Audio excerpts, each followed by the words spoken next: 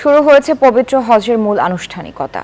সেলাইবিহীন শুভ্র কাপড়ে লাখো মুসল্লির গন্তব্য আরাফাতের ময়দান।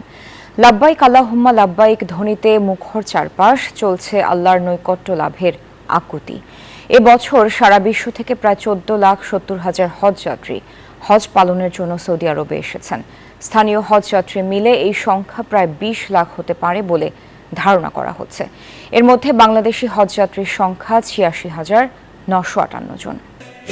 9 জিলহজ সূর্যোদয়ের পর আরাফাতের ময়দানের উদ্দেশ্যে যাত্রা শুরুর কথা থাকলেও ভিড় এড়াতে আগের রাতেই হজ যাত্রীদের নেওয়া শুরু করেন মুয়াল্লিমরা।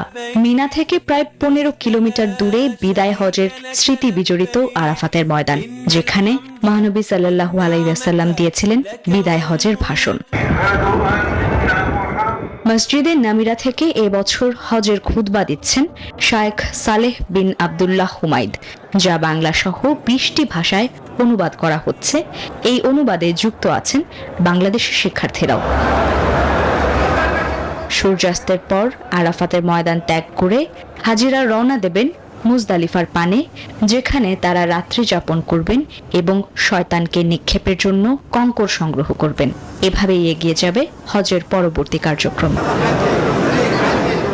এবছর 85,000-এর বেশি বাংলাদেশি হজ পালন করছেন। তীব্র গরমের কারণে হাজিদের সতর্ক থাকার পরামর্শ দিয়েছে সৌদি কর্তৃপক্ষ।